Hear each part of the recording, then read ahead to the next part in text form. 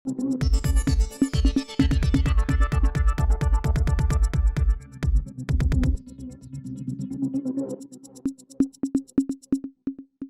Focus Tamil நேயர்களுக்கு வணக்கம். மத்திய பிரதேச மாநிலத்தில் இருமல் மருந்து குடிச்சு 20க்கும் அதிகமான குழந்தைகள் உயிரிழந்த சம்பவம் ஒட்டுமொத்த இந்தியாவே அதிர்ச்சி அடை செஞ்சிருக்கு. இந்த விவகாரத்தில் இந்த இருமல் மருந்து தயாரித்த கம்பெனி தமிழ்நாட்டை சேர்ந்தது என்பதால் தமிழக அரசியலையும் இந்த விஷயம் ஒரு அதிர்ச்சியை ஏற்படுத்தியிருக்கு.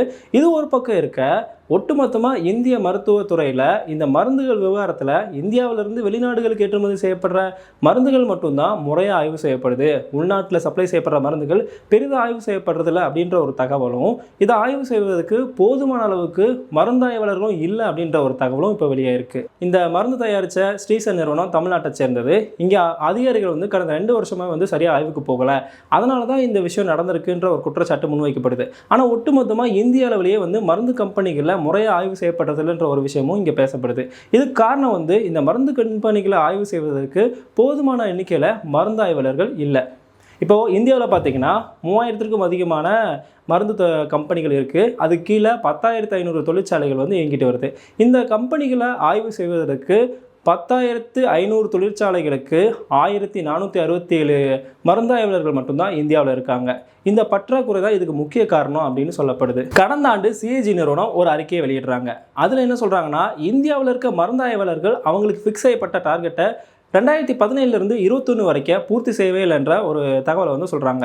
அதாவது ஒவ்வொரு மருந்தாய்வாளருக்கும் ஆண்டுக்கு இவ்வளோ ஆய்வு செஞ்சுருக்குன்ற ஒரு டார்கெட் இருக்கும். அதை 2017 2021 வரைக்கும் யாருமே பூர்த்தி செய்யலை அப்படின்றத சொல்கிறாங்க. அதாவது 2017 21 வரைக்கும் ஆண்டுக்கு தோராயமாக 1,80,000 ஆய்வுகள் செஞ்சுருக்கணுன்ற ஒரு டார்கெட் ஃபிக்ஸ் செய்யப்பட்டிருக்கு.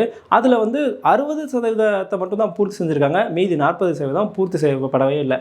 இது ஒரு பக்கம் இருக்குன்னா, இன்னொரு பக்கம் இந்தியாவிலிருந்து வெளிநாடுகள் ஏற்றுமதி செய்யப்படுற வெளிநாட்டு மருந்துகளுக்கு முறையாக ஆய்வு செய்யப்பட்டாலும் வெளிநாட்டிலையும் இது மாதிரியான சம்பவங்கள் நடந்திருக்கு. கடந்த 2022 காம்பியாவில் இந்தியாவில் தயாரிக்கப்பட்ட இருமல் மருந்தை குடித்த 70க்கும் அதிகமான குழந்தைகள் உயிரிழந்திருக்காங்க. அதே சமயத்தில் உள்நாட்டில் 2020 ஜம்மு காஷ்மீரில் 11 பேரும், 2024 கர்நாடகாவில் 5 பேரும், இப்போ மத்திய பிரதேசத்தில் 20க்கும் அதிகமான குழந்தைகள் உயிரிழந்திருக்காங்க. இன்னைக்கு காலகட்டத்தில் லாபம் தர்ற தொழில் எதுன்னு கேட்டால், ஒன்று ரியல் எஸ்டேட் சொல்லுவாங்க, இன்னொன்று ஜுவல்லரி சொல்லுவாங்க. ஆனால் இந்த ரெண்டுமே ஒரு பீக் டைமில் மட்டும்தான் ஒர்க் ஆகும், மற்ற டைமில் டல்லாக தான் இருக்கும். ஆனால் எப்போவுமே லாபம் தரக்கூடிய பெரிதாக விளம்பரமே தேவைப்படாத ஒரு தொழில்னா அது மருத்துவத்துறை தான். இந்த மருத்துவத்துறையை பொறுத்த வரைக்கும் மனிதன் இருக்கிற வரைக்கும் மருத்துவத்துறைக்கும் மருந்துக்கான தேவை இருக்க தான் செய்யும். இந்த தேவையை பயன்படுத்தி தான் இந்த மருந்து கம்பெனிகள் இந்த அளவுக்கு லாபம் பார்க்குறாங்க.